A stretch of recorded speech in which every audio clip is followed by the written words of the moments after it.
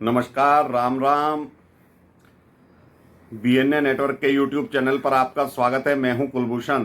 अगर आप अभी तक हमारे चैनल से नहीं जुड़े हैं तो कृपया चैनल को सब्सक्राइब कर लीजिए। कंटेंट पसंद आए तो उसे लाइक भी जरूर कीजिए। कट्टर बेईमान अरविंद केजरीवाल, अब इसको कट्टर बेईमान कहना कोई अपराध या गुनाह नहीं है, कोई बदतमीजी भी नहीं है, क्योंकि आज दूसरी बार दिल्ली के हाई कोर्ट में अर्जी लगाई थी कि ईडी मुझे गिरफ्तार ना करे, क्योंकि आज इसे ईडी के सामने पेश होना था। तो दोबारा 1.5 करोड़ रुपया जो एक हियरिंग पे पेश होने के लिए लेता है, अभिषेक मनु सिंघवी दोबारा पेश होता है। केजरीवाल की याचिका पर जज महोदय सुनवाई करते हैं। अभिषेक मनु सिंघवी तरह तरह की दलीलें रखता है।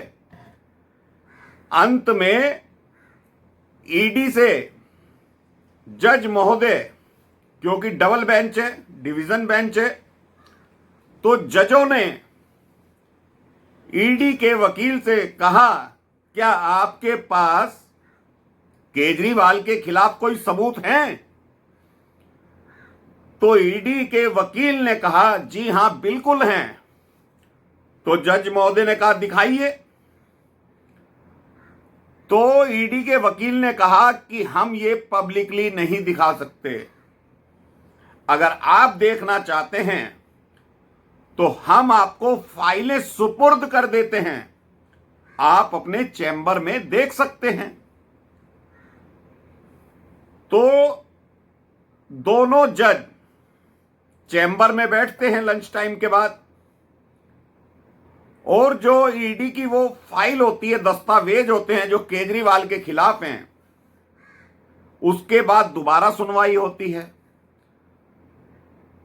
तो ईडी के वकील से जब जज महोदय ये कह रहे थे कि आपने जो हमें फाइल सौंपी है, तो एक तरह से जज महोदय ने ईडी के वकील को भी कड़ी फटकार लगाई कि आप समन पर समन भेजे जा रहे हैं, अब तक इस व्यक्ति को आपने गिरफ्तार क्यों नहीं किया?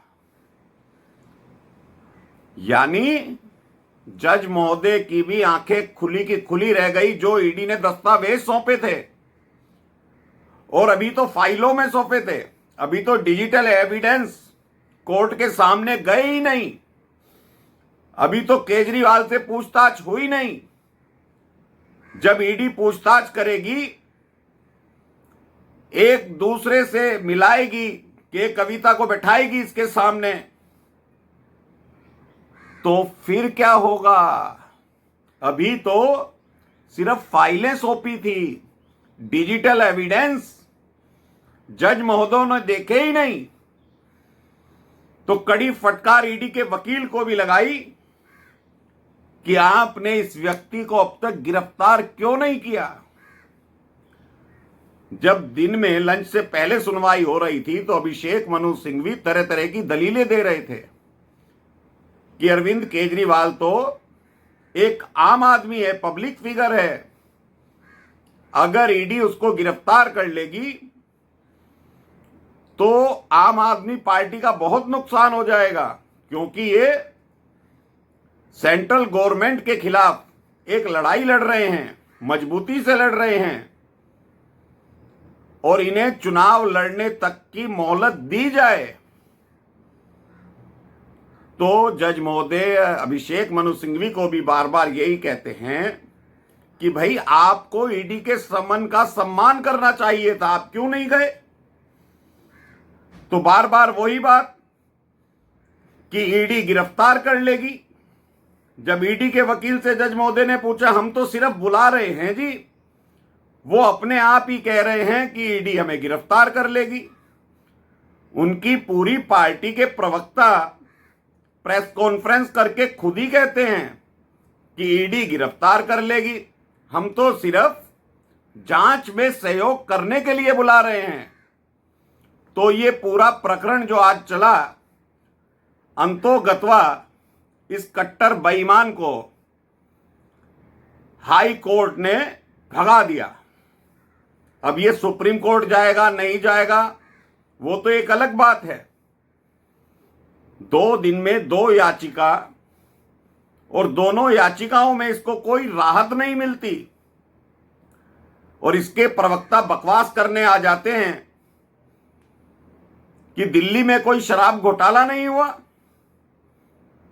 अरे भाई, तुम ईडी के सामने जाते, बात करते, अपनी बात रखते, और तुम्हें यह तो पता है ना केजरीवाल कि तुम्हारे खिलाफ सबूत हैं, क्योंकि अभिषेक मनु सिंघवी ने यह बात भी कही कि ईडी चाहे तो 2 महीने के बाद गिरफ्तार कर ले इनको। अभिषेक मनु सिंघवी भी जानता है, क्योंकि मनीष सिसोदिया और संजय सिंह को जमानत नहीं दिलवा पाया, सबूत वो देख चुका है। लेकिन जज महोदय ने जब फाइलें देखी जो ईडी ने दिखाई, उनको सबूत दिखाए, तो हतप्रभ रह गए होंगे। बार बार ये कहना, इस व्यक्ति को आप समन पे समन क्यों दिए जा रहे थे, इसे गिरफ्तार करना चाहिए था। अभिषेक मनु सिंघवी को कहा, तुम बार बार आ जाते हो मुंह उठा के, तो तुम एक याचिका ही लगा देते अग्रिम जमानत की, उस पर सुनवाई कर लेते। लेकिन ये लोग अपने बुने हुए जाल में फंसते जा रहे हैं, इस कदर फंसते हुए जा रहे हैं, अगर सुप्रीम कोर्ट भी जाएंगे तो क्या कहेंगे। निर्लज्ज लोग हैं, सामाजिक लोग नहीं हैं। ये तो केजरीवाल ने 2010-11 में ही ताना बाना बुन लिया होगा कि उसे किस तरह से अन्ना के आंदोलन को हवा देनी है, उसमें भाग लेना है। पहले अन्ना को तैयार किया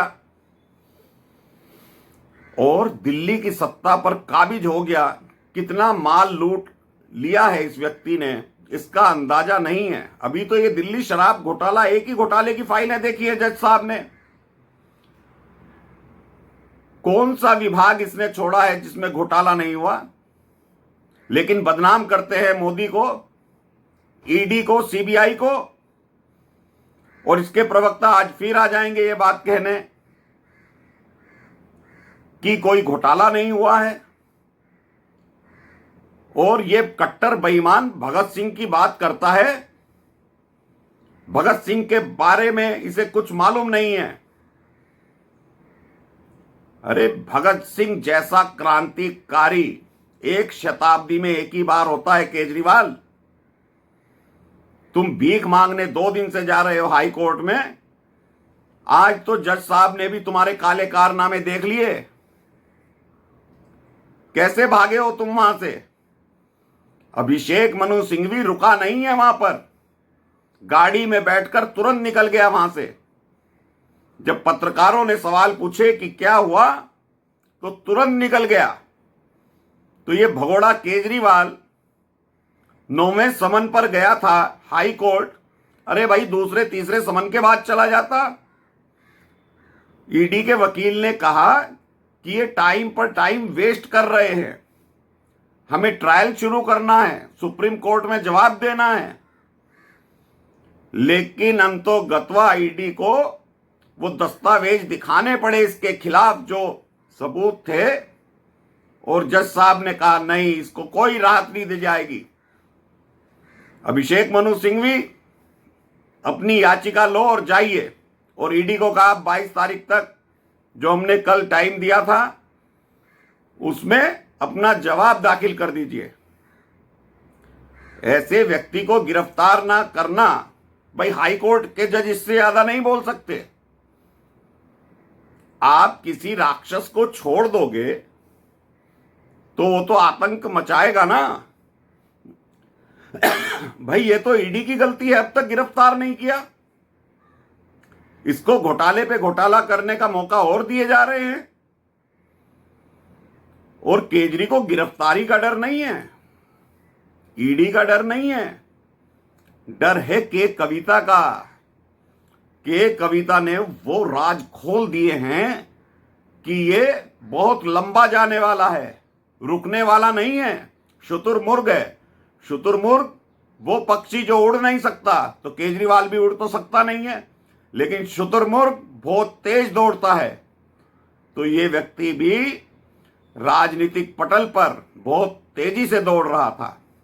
आज हाई कोर्ट ने ब्रेक लगा दिए, हरी झंडी दे दी ईडी को, आप जो चाहे कर सकते हैं। अरे अब ईडी को चाहिए, अब इससे बड़ी जीत आपकी क्या हो सकती है? अगर ईडी के अधिकारी अब भी इसको गिरफ्तार नहीं करते तो लानत है ऐसी जांच एजेंसियों पर, और लानत है ऐसी राजनीति पर। अगर केंद्र के इशारे पर यह राजनीति हो रही है तो राक्षसों को, बेईमानों को नहीं छोड़ा जाना चाहिए। तो दोस्तों अभी के लिए इतना ही। मेरा कंटेंट आपको पसंद आए तो इसे लाइक कीजिए, चैनल को सब्सक्राइब जरूर कीजिए। धन्यवाद, नमस्कार, भारत माता की जय।